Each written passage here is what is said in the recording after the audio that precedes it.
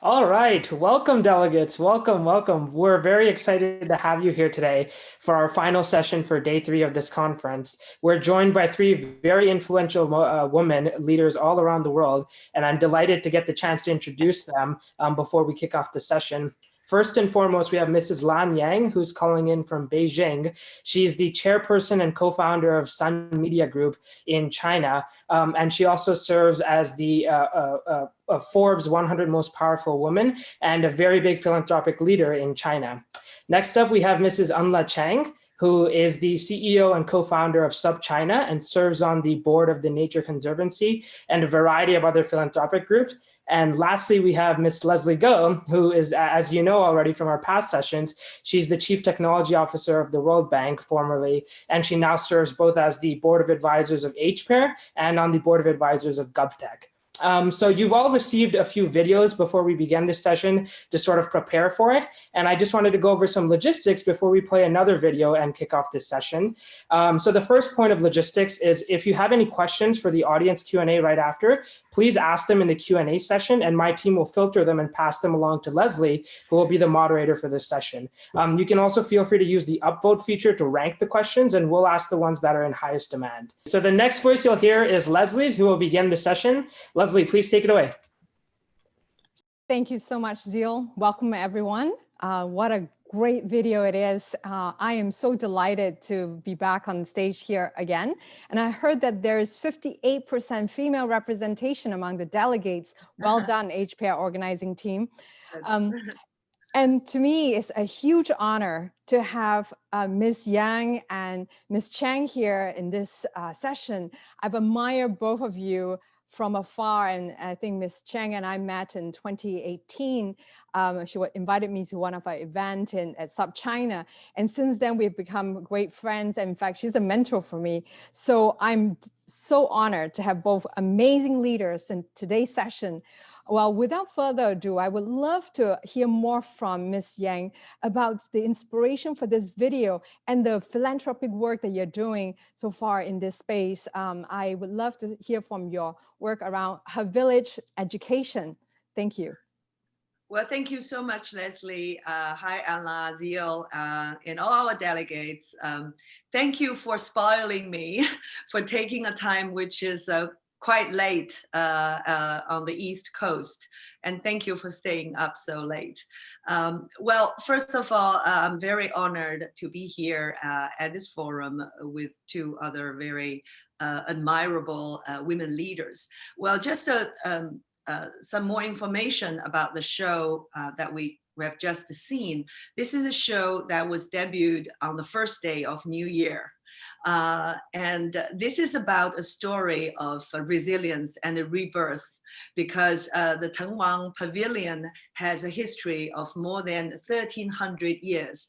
It has been ruined, destructed 29 times before its rebirth and rebuilding. And the last version was according to the design of a very famous architect, Cheng, who was educated in the United States and went back to China. And together with his wife, Lin Huiying, they wrote a book about the history of Chinese architecture. So according to his record, this pavilion is supposed to be a poetry of architecture. It's also an architecture of poetry because it has recorded throughout this 1,000 years, hundreds of beautiful poetries from famous writers throughout Chinese history.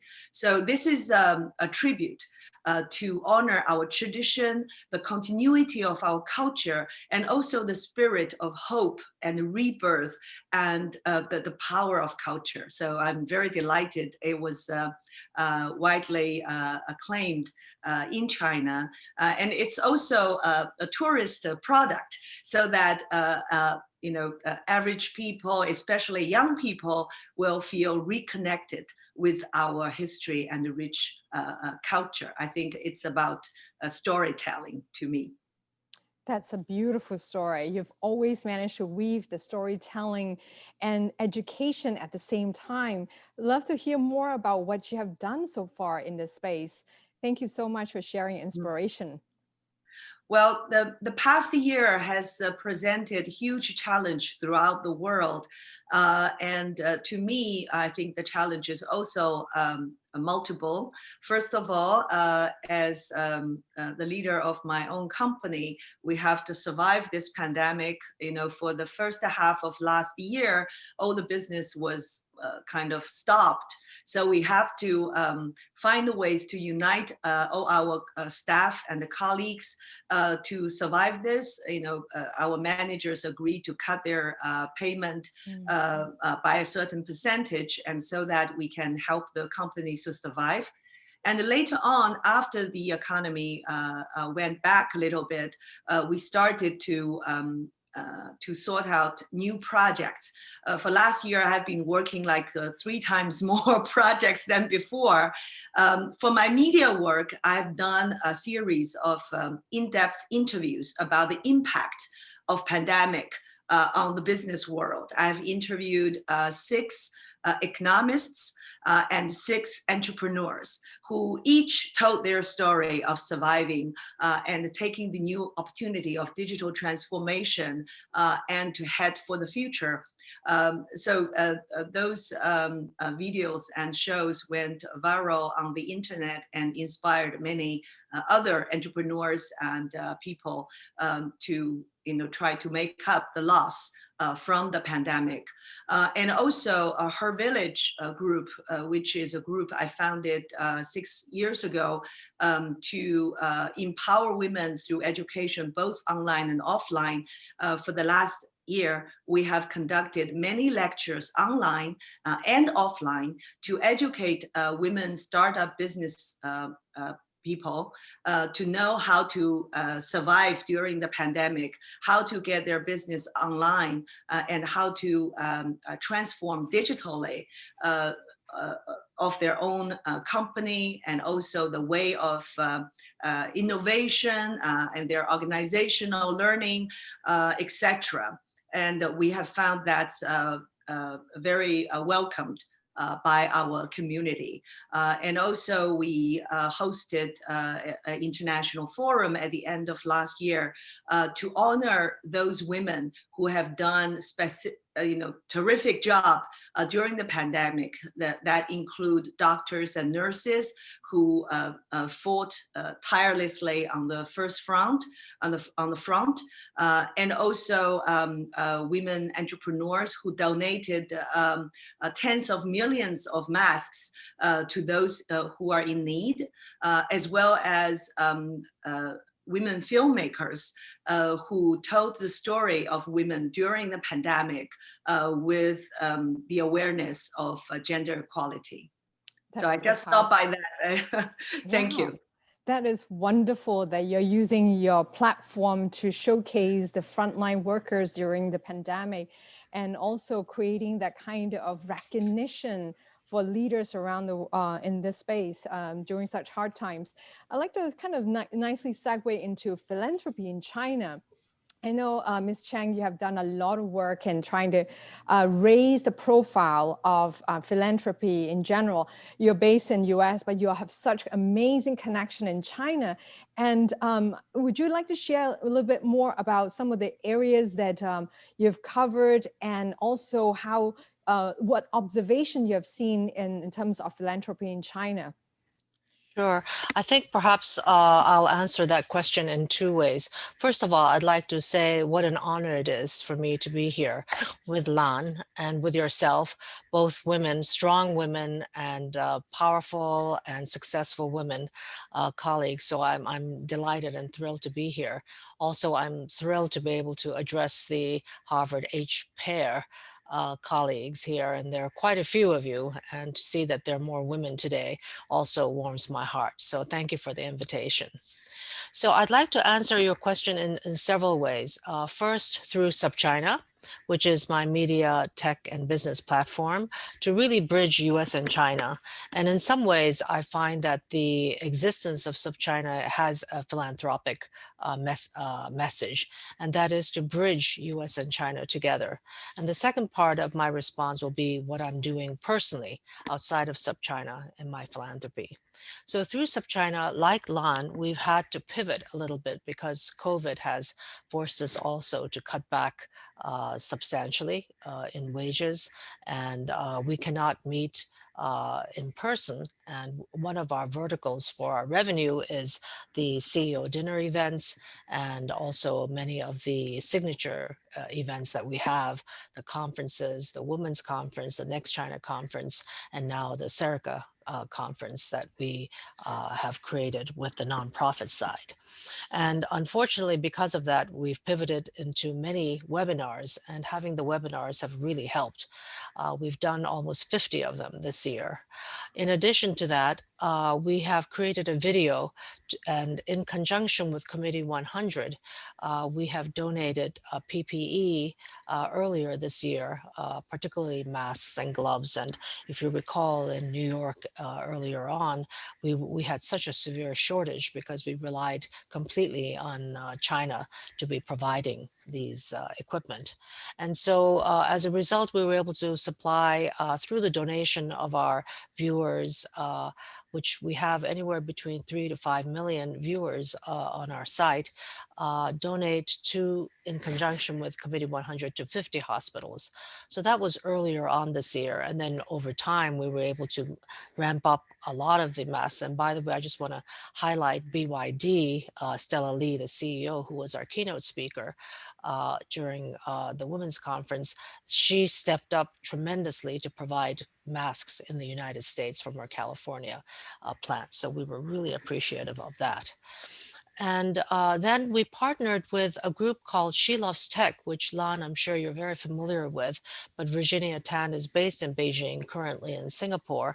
But that was a partnership to really feature and highlight American, because she's represented in also about 50 countries now, women, to provide an accelerator program to help women in tech and to participate in this program. And we were able to give awards to American and European participants, which was very exciting. And then more recently with our nonprofit, I'm not sure, Zeal, if we have a chance to distribute that in advance of this call today, but we will be having on February 4th a gala that is part of our Doing Good, Doing Well series in our nonprofit effort to highlight philanthropists, to see if they can be role models for our community who where we are trying to intersect social impact and investing. And at this gala, we will be talking about how the intersection of the environment intersects well with healthcare and pandemic. And we've invited some incredible speakers, both from both industries, healthcare and the environment, to discuss the future of how we can get earlier signs, what we should watch out from the environment. As you know, there's so much flooding and fires that have reduced the water source for animals, and we humans and animals are beginning to migrate into the same kind of water source, which is creating healthcare issues. So that discussion will be held. And I think, Zeal, if you're interested, please distribute that invitation to all your attendees. You're welcome. It's complimentary. And that discussion by incredible experts, both from China and US, the details will be on the flyer that Zeal will be distributing to you. So I will stop there from SubChina side. I don't know if you want me to talk a little bit about my personal side, what I've been doing. I don't want to hog all the time. Yes, Yeah. Lan.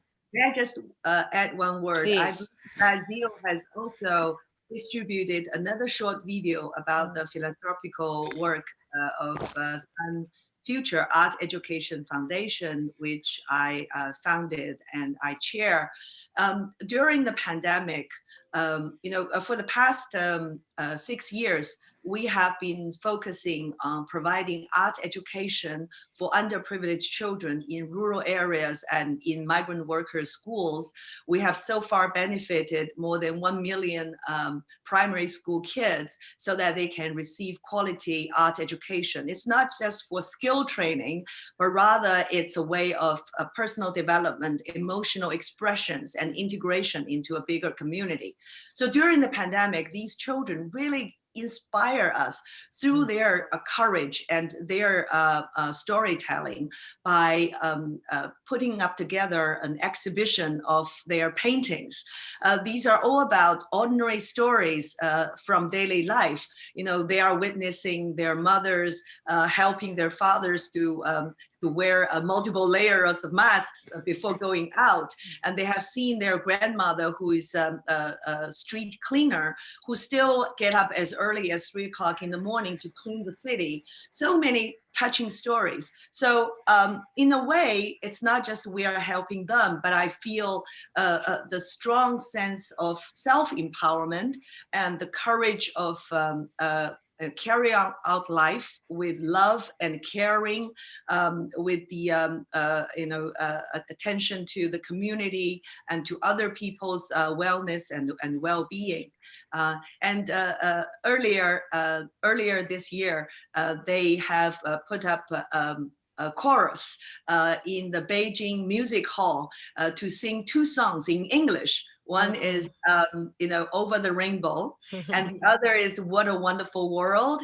And these kids, they learn English and recorded their vocals during the pandemic on the virtual way, in a virtual way, which is quite amazing. But then they presented the chorus in front of audience, a live audience, when the music halls resumed their performance.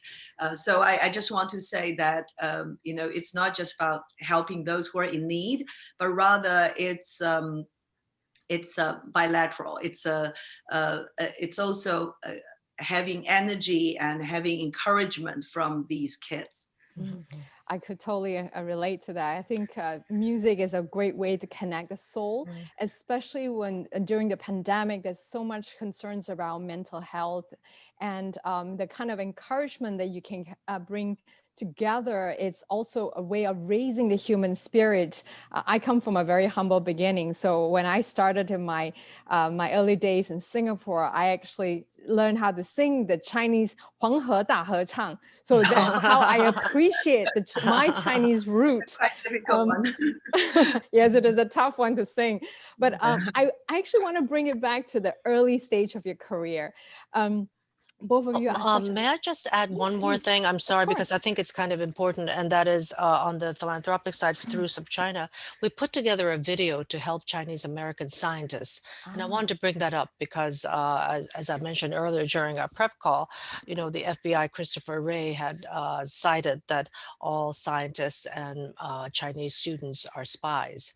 And we're so happy that we're about to transition to Biden, and we'll see how this program hopefully will end. But we wanted to help these scientists who have been falsely accused of being spies when they're not. So we put together a video that was funded by a group called AAEOF, and that is funded by a group of individuals, including Jerry Yang of Yahoo, Joe Tsai of Alibaba, Li Lu of Himalaya, and Angela Chow of Formosa Group. And I think we're making a huge impact, and I hope to be able to be helping these Chinese American scientists. I think that's a wonderful idea. Yes, Yeah. totally. As an American Chinese, I think these kind of awareness is an important message to send so that we can all forge together to help each other through this difficult times in United States history. But we are looking forward to welcoming our new president and Madam Vice President in the US in a few days. So stay tuned. Now coming back to both of you on your early stage of your career, I know both of you are amazingly successful and doing so much good with the work that you're doing for society and philanthropy work, but it must not have come easy in the early days. And perhaps you could share a little bit about your early stage of your career. What are the struggles and how do you deal with some of the issues of gender bias and stereotype? May I start? Of course. Please, please. Well, Yes. last year was the 30th anniversary of me entering the media industry after college. I still remember during my last year in college, China National Television had its first open audition for a major show on primetime, which is about seeing the world. At that time, we have to bear in mind that 95% of Chinese didn't even have a private passport. So that show was a window to an outside world. People loved the show so much. About 1/3 of the population watched the show at the same time. So Amazing, so amazing. at that time, they were recruiting young hosts for that show, and they came to my college. And when the producer said they were looking for innocent, sweet, and beautiful young girl as the co-host, I rose and protested against that. I said, why, you want to reinforce this stereotype of a women's image on our national television, which is all about, being beautiful, being gentle, obedient, and supportive. And why can't women have their own voice and opinions expressed? Somehow I didn't offended them, and they asked me to join in the auditions afterwards. And I finally won the audition out of 1,000 candidates, which is like a surprise to me too. I think the stereotype of a women's image is always there, consciously or subconsciously. When I decided to do documentaries on science and technology, for example, I did an 18-episode documentary on artificial intelligence by interviewing more than 200 experts and scientists across the world. The first questions people around me asked me was that, but you are a woman. Why are you interested in science? That's a very kind of innocent and a natural question from them, but it reflects certain stereotype and discrimination against women. But I said, but I'm a human being. I'm interested in this. Aren't you interested in something that will impact your work and life significantly in the coming decades? So I still went forward to do that. So I think it's a continuous fight to own your success or to own your boundaries. Instead of being intimidated and say, okay, I'll just stay in my comfort zone and do what I'm supposed to do according to other people's expectations. So I think it's always important to ask, why not, instead of just why. I remember Robert Kennedy said something like, when we probe the history, we ask the question why, but when we probe the future, we should ask why not. So I have this why not mentality throughout my career. I think I really benefit from that mindset. I love that. I fight with that stereotype all my career for women in technology. And so I totally can associate with what you just said. And I will always remember to ask why not from now on. So that's great, remarkable points of reference in your 30 years of media career, and congratulations. That's a remarkable legacy and one that will all remember, because I watched you from Singapore and now in the United States, how you interview our late Prime Minister Lee Kuan Yew, and it was a remarkable interview. Since that point, I hold you on the highest esteem among all the women media personality out there. So it's a great role model. Thank you so much. I also want to turn to Ms. Cheng. I know you have some amazing stories about your early days when you started in finance. And that must be a tough one, because there are not too many women leaders out there as role models, and you have fought through the glass ceilings and you managed to break many of the boundaries. Could you share some of your inspiration with us today? Sure, sure. I must say that I only have 5 years in the media experience, so I really defer completely to Lan, and also feel very privileged to learn a lot from her in the media industry. But I was in the finance field for over 25 plus years, and worked my way through to become the head of the Asia department, managing a larger department in Asia and China. And at that point, I had my children. So I had asked if I could work 1 or 2 days out of home, since I was the largest revenue producer. But at the time, it was a group called Robert Fleming, which eventually was bought up by JP Morgan, run by lords. And many of them just were not used to having women. In fact, I was the only senior woman. I was the most senior woman. And they could not understand why I would want to work 2 days out of home, even though I felt that if I did, I could probably produce even more. So after 6 months of that and traveling 6 months out of the year, I decided to work out of home. And that was not an easy transition, because I was used to having my phone and meetings nonstop. And then it was very quiet for 6 months. But I decided that I would really try to assess my skills and see how I can create a new business that would be a natural transition, and that was to create my own hedge fund of funds with my clients, many of them in Southeast Asia and China. And that's how I ended up visiting every one of the hedge funds in Asia, which was at that time a relatively new field. And with the little money that I had, because they were also starting out, they would take very little money. But I was able to invest with about 20 of them, and to this day, I still invest with about 7 of them, which has helped me create financial wealth. Which the lesson that I want to share with all the women listening is that no matter what happens, even if you get married, that you always have your own bank account, that you always manage your own finance, that you know how to balance your checkbook, and that even though I recommend that you have a joint account for a good marriage, that you have your own bank account so that you could buy whatever you want, whenever you want, without asking your husband, and he doesn't need to know about it. I mean, I was appalled when I heard from one of my women, who was also my fellow MBA, that she had to ask her husband if she can buy a garlic press. And I said, why do you have to ask your husband that? So I recommend that you always have financial independence. Very much like Lan, whose motto is why not? My motto is can do. Because so many times I feel that there are obstacles and there are difficulties. But my other favorite phrase is I visualize and I actualize. So many times I think about visualizing what are the things I would like to do. And that can be achieved once when you really get to know yourself, find out who you are, find a clear identity of yourselves. And that comes with time.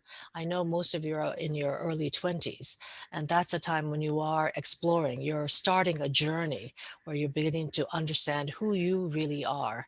And so as you begin to identify who you really are, you will be able to find what your true passions are. And once you have your passion, you can start narrowing down your own options that you enjoy. But until then, life is a journey, and enjoy the journey. Try different things, try new things. And as you begin to be able to check off things that you enjoy and enjoy less, you will be able to actualize and visualize and make your dreams come true. And so frequently I say to myself, it's not what I can't do, what I can do. And once you know what your passions are, you try to find ways to get to your mission, you actualize your mission and get to your goals. So that would be my how shall I say, lessons that I've learned that I'd like to pass on to my fellow colleagues at Great HPAIR. inspiration. In fact, yesterday someone asked me the similar question, and I almost say the same thing as you do, is as if we kind of read each other's mind along the way and share some of the pains along. as well. And I want to go deeper into, since you're talking about lessons learned and so forth, about this whole imposter syndrome. Now, before I get on this call today, I still had to take a deep breath. In fact, I went for my workout to get more pumped up so that I can really be here and be part of your presence, because I was getting a little nervous among two amazing leaders who have such great accomplishment. So in your own capacity, I wonder if you suffer from imposter syndrome at all.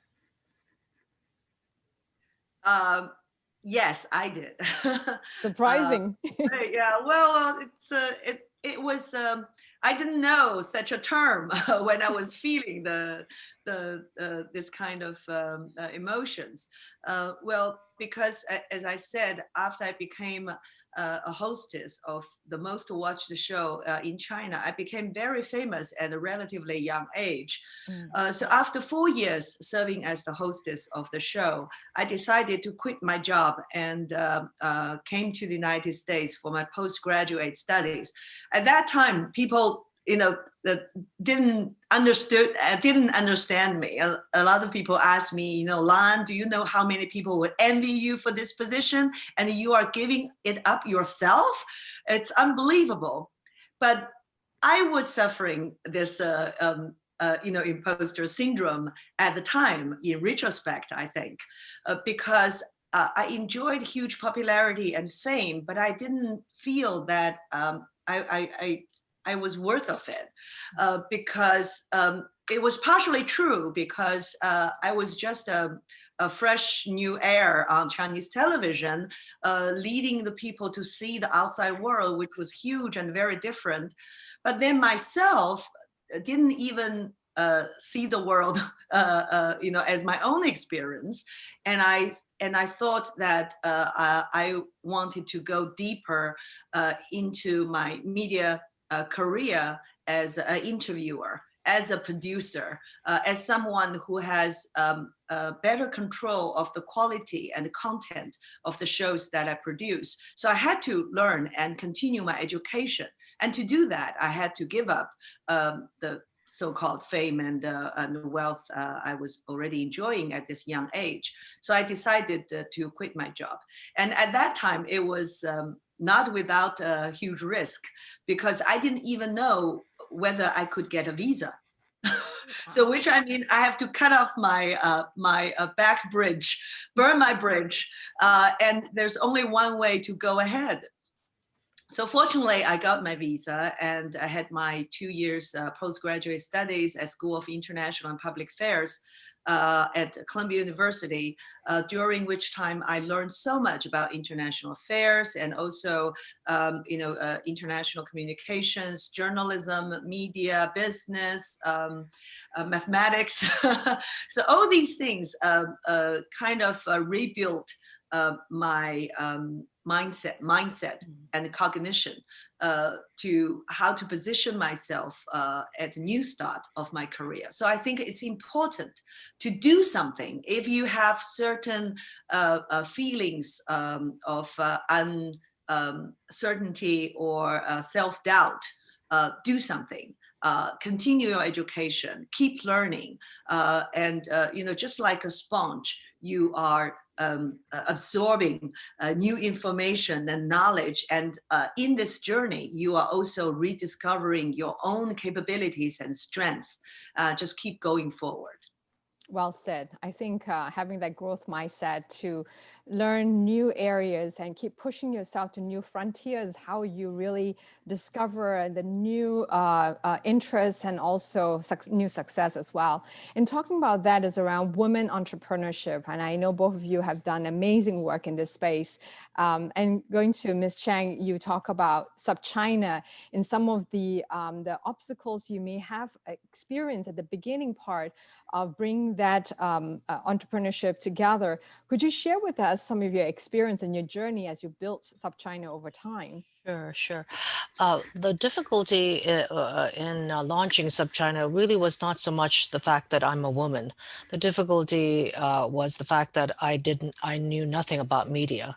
And what I really wanted to do was to bridge the gap between US and China and to educate and inform English-speaking individuals about China, because the mainstream media in the United States on China is so skewed and negative on China. And even though the Pew Research currently shows that 80% of the industrialized and developed countries are negative on China, I think much of it is because the media has negatively viewed China in that light. So what we're trying to do is to offset that, to provide a 360 view, a prism, a kaleidoscopic view on China, so that the average reader and viewer of SupChina understands that the Chinese are not out to get the world. The Chinese are not evil, that the Chinese are just like all of us, human, with the same wishes to aspire to have a great job, to have a family, to be able to raise children, to educate them, and to have some residual funds to travel, to build a household. And that's the message that we'd like to give to those readers. So the difficulty is, number one, to be able to get that message across digitally. And I know nothing about digital communication. So there was a huge learning curve to go through. The other difficulty I faced was funding, because I think there may be some, how shall I say, inkling by, as we know, only 2% of the VC funding go to women startups. So there was a little bit of difficulty there, but I persisted. And I think my age was a positive factor in that I persisted with investors and continued to do okay. So I would say those two things were really the obstacles, and not so much being a woman. Well, keep up with that, because I Thank think there is not enough information, or rather not enough interest in some cases, to know more about China, at the different facets of China and the dynamism that's in China. I mean, for me, I actually teach in China as well at Cheng University as a professor of practice. So I get firsthand information of the kind of what is going on the ground, and they have more knowledge of the American culture without and question, history, right, yes, than most average American knows about China. So I think I would encourage you to keep doing more of that, to bring out these kind of balanced information about China. And I think the world can benefit from learning from your organization as well. Thank you. Yeah. I think from Ms. Yang, your view on entrepreneurship, I like how you're helping other young women in building those capabilities and entrepreneurship ability, right? I think this is a hard thing, because some of the delegates actually want to start their business. And so what are the few advice that you could give them? Well, I certainly have got many failures and setbacks, so I can definitely share those. Well, I founded my media company 20 years ago. At that time, private media companies was a rare thing in Chinese market. So I had to face a lot of difficulties. I remember at that time I was bearing my second child. So every day I started my breakfast meetings, and while going to the bathroom all the time because of the morning sickness. So that was a very memorable physical and emotional experience to me to start up my own business. But I think the motivation, or the self-motivation, was that I wanted to do something new, which was not done before. And sometimes I joke about it. I said, I just wanted a glass of fresh milk. I ended up with a farmer cows. Well, you don't know, you have a very simple ambition, but then one thing goes after one, and then you end up, you have to build a network, build a platform to sustain that, to facilitate that. So later on, I found out by building this platform, I can help other women to create quality content, to distribute educational information and materials. So far on the Her Village Club app, we have more than 100 different lessons and classes for women from career planning, career development, from career development to family relations, parenting, to physical and emotional well-being, as well as hobbies and lifestyles. So we have different courses for our women community to choose from, and then we facilitate the learning by giving training workshops and also live lectures, face-to-face lectures offline. And we found that this online and offline integrated learning platform is very useful for both content providers as well as the learners. So we are continue to grow our community. We hope to reach 1 million membership this year.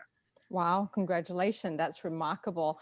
I think using your platform to really help others who may not be as familiar and do not know what's the right entry point, that really helps encourage them, not just being a role model, but giving them a chance to be part of this, the success. Since both of you actually— one thing to add.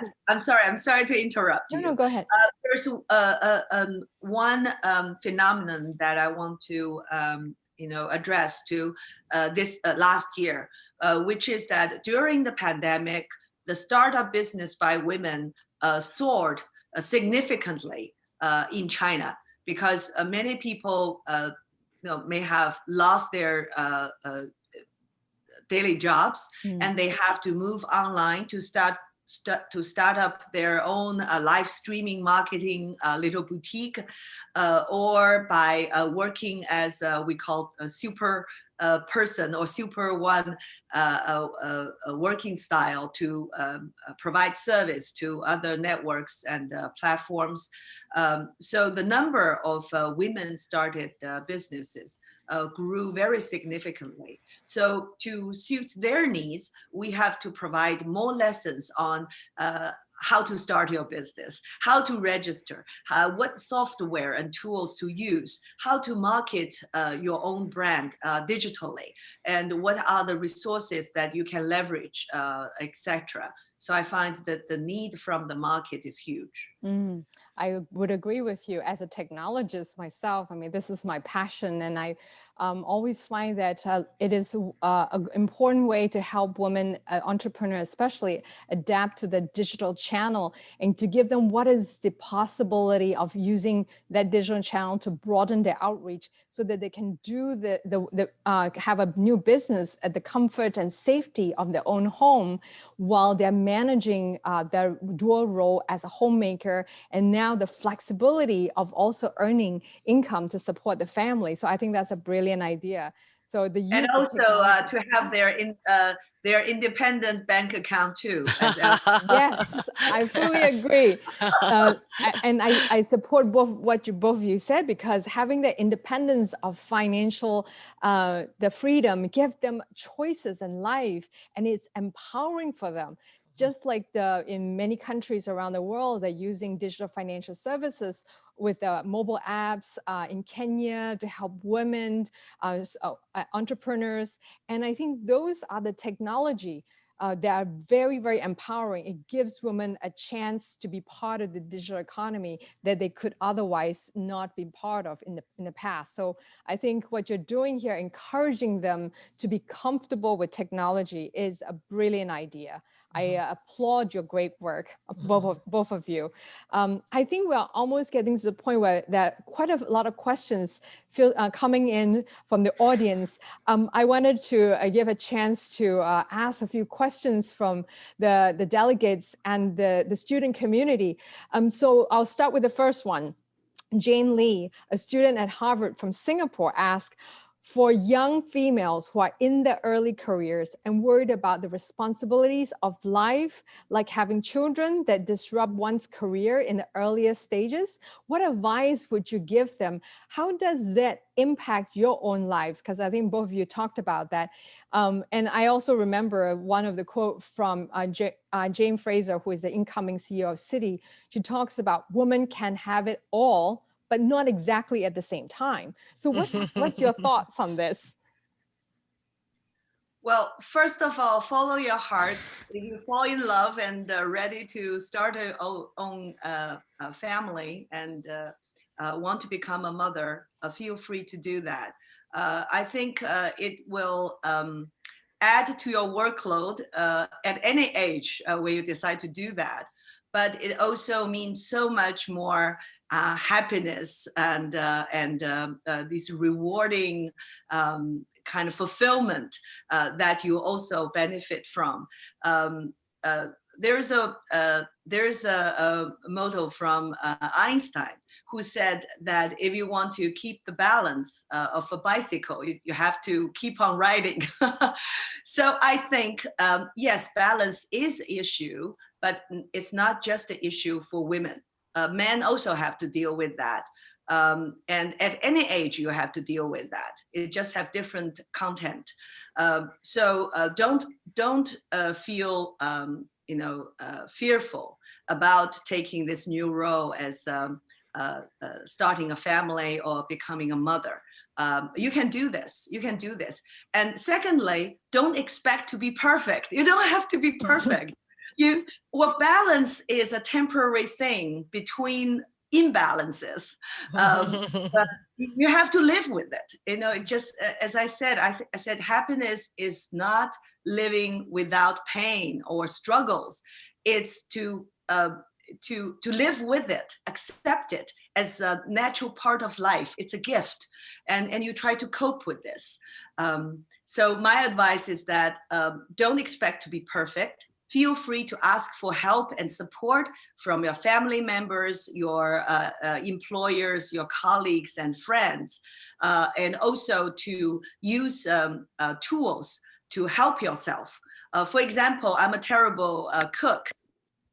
And then, I think nowadays you have more facilities or services to give you half-made or ready cooked food to keep yourself fed or your family fed. So I think you can use other services and technologies and other tools to help yourself to sustain the balance. A great perspective. I think it's not about perfection. It's about trying to find that right balance and the trade-offs in lives, and at different stages in a woman's career, it also varies, right? Ms. Cheng, would you like to add any of your perspective? I think I'd like to give a slightly more American perspective, and that is that everything goes in the United States. Whether you want to marry or not marry, whether you want to have children or not have children, everything goes, but that decision is yours, and nobody's here to judge you, and nothing is right or wrong. It's your individualistic decision to do that. And here in the United States, as well as in China, we are able to freeze our eggs as women if we want to, and decide to become a mother, whether it is with a spouse, a partner, or by yourself.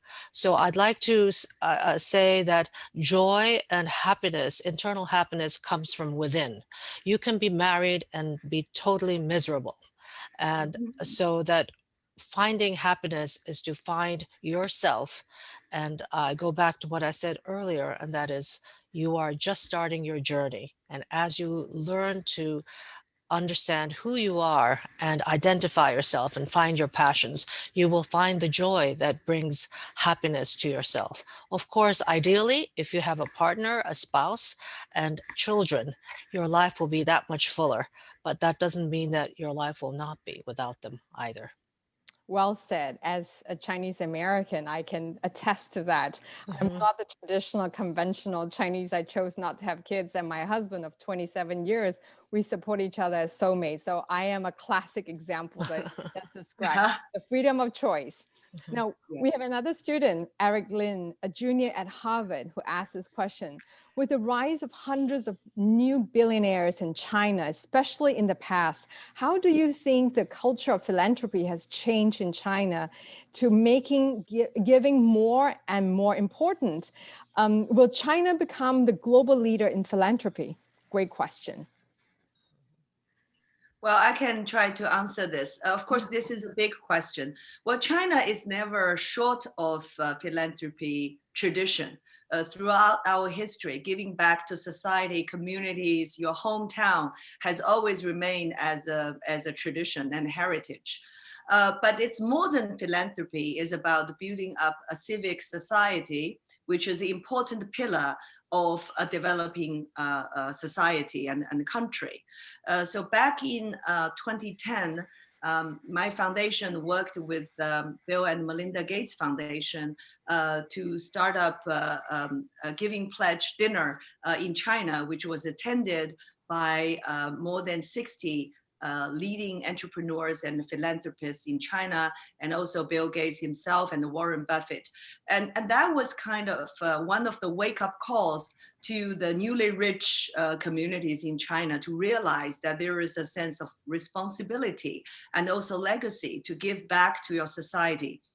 Since then, private charities or private charitable groups have developed quite significantly. There are roughly 7,000 family foundations or private foundations being established during the past 5 to 7 years. And they are focusing on such field as education, medical services, children caring, the elderly caring, as well as environmental conservation. And I think they are going to play more and more important roles. And in this process, I think capacity building is a very important thing. So a few years ago, I started a program in Beijing University by working with the Hauser Center at Kennedy School of Harvard University to help train managers of Chinese charitable organizations. We trained 400 of them, and most of them are still working in the field of philanthropy. Now they are all leaders and executives in this field. So I think we have to take philanthropy, not just have as a goodwill to give back to society, but also realizing that it requires capacity, capability, efficiency, and good governance, so that we can make these good work more effective and sustainable. Well said. I spend a lot of the rest of my life now on tech for good, and I meet a lot of the philanthropists and provide them some guidance on how do they scale out the impact. That is important because the work they're doing has to be somehow sustainable over time, and to reach the folks who really needs help the most and the hardest to reach. So I fully understand what you're talking about, and it's fantastic that you have this kind of passion in this space and to help others grow the philanthropy muscles in this area. We have another question from Julian Lee, who is a junior at Harvard, who asked, during the post-COVID healing and easing of international tension, what role do you think media, music, and the arts can play? For example, music diplomacy or art exchanges, or arts like the video you mentioned? What role does culture and media play in uniting people? Wow, that's a powerful story. I mean, go ahead. I'll have Lan, yeah, go ahead, Lan. To heal and to reconnect. Yeah. I think that's the mission and also the goal of media and also artists and advocates across the world in the post-pandemic era. This pandemic is becoming worse because of certain nature of the modern social media, because in the social media arena, we have more diversified opinions and expressions, which is great. But also at the same time, it's easily to have polarized opinions, divided communities, and heated conversations, not based on reason, but based on stereotype and hatred and mistrust. So I think we need the media to play a role in the healing and the reconnection of our communities across the world. Facts checking, facts checking, balanced stories, context of discussion, and also a rational discussion of important issues based on reasoning and logic and facts. I think those are the basics of media, but it deserves re-emphasizing at this moment of history. Well, this is great advice on that, because I also yesterday talked about disinformation and how technology can be weaponized as well. I have one last question from the student in the interest of time. Kathy Zhang, from a freshman at Harvard from Shanghai, asked both of you, who consume a lot of information and read so much, what book would you recommend to everyone in the audience, especially on issues on gender? Wow. I'll have to get back to you on that, because there are so many great books on gender, and it depends on which angle you're talking about. Is it entrepreneurship? Is it raising a family? Is it career? So perhaps I can follow up through Zeal, and I will come back with maybe 4 or 5 books. Sounds good. And what about Ms. Yang? Do you have any? Well, there are so many books, but I want to mention a classical one, which is by Virginia Woolf. It's called A Room for Yourself, right? Is that that the title? I think it's called A Room for Yourself. 100 years ago, when she was asked what she needed to be a women writer, she said, "You need a room to yourself." I think this is not just about a physical space. It's about a spiritual independence, that you need a room for yourself. And of course, during the pandemic, we have been staying in our room all the time, which is ironic in a way. But I mean, it means that anytime as a woman, you need an individual space, your critical thinking, your independent opinions, your understanding of yourself, your own needs and your dreams and your goals, and the readiness to act, to realize and actualize those dreams. So I think it can be refreshing to read this book again, to see that how we all need a room to ourselves as an individual in this quite chaotic time. That's so well said. I have not read, but I heard about this book called Room of One's Own, and sorry. No worries. And I find that during the pandemic, I learned so much more about myself and all my inner thoughts, because I'm also an introvert. I take evening walks with my husband, and that's when I discover some of the interesting points that what I want to do and what I don't want to do for the next. I'm a planner, so next 10 years, 20 years of my life. So it's a fantastic moment of peace and absolute solitude, and especially during the cherry blossom spring season in DC. The background photo I have here is about Washington DC during the cherry blossom, and I do like to celebrate the happy moments in life as well. So we do need to wrap up, and I wanted to conclude with one last question from me to both of you, because I've such admiration for the great work you have done. Now, if you were to ask yourself, the younger version of yourself, some advice, what would that be? It would be wonderful to hear from both of you. Why don't I go first? I think it's summarizing many of the things I already said, and that is find your identity, find your passion, and that takes time. There's no right or wrong in the decisions that you make. Find joy in your daily life and in the work that you do, and also do not be so hard on yourself. give yourself a pat on the back, because sometimes we women tend to be so hard on ourselves, and then that can pull us down. I allow myself X amount of time to be down and depressed, and then I say, okay, I did it. Now let's move on. And so it's time to be down, but then now you're back to on your track to finding your next journey. So I looking back, sometimes I say, well, if I had not wasted my time doing this and that, if I had known what my passion was, I could have started SupChina much earlier, or I could have exited by finance passion. But sometimes there's a reason for why things happen. And not that I'm a fatalist, but my point is that don't be too hard on yourself. And if you don't find a passion for another 10 years, that's okay. You keep doing what you're doing, and one day you will find your passion. So I want to wish all the colleagues today and the delegates all the luck that they can find joy, passion, identity, and a great journey in their lives. Well said. Beautiful message. Thank you. What about you, Ms. Yang?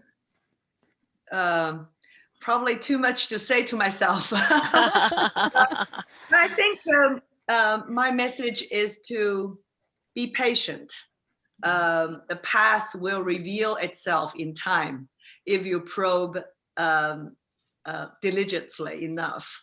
When you're young, you don't really understand yourself or understand the world. And sometimes it's frustrating and frightening to face the future with so much uncertainties.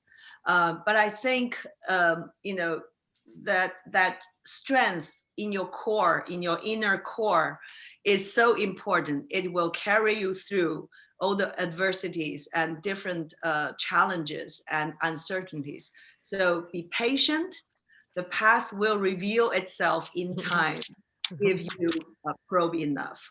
And also at the same time, try to take care of yourself physically and emotionally, because it is so important to stay healthy so that you can, keep probing. I have kept a good exercising or fitness habit myself. And I've eaten balanced meals and sleep enough.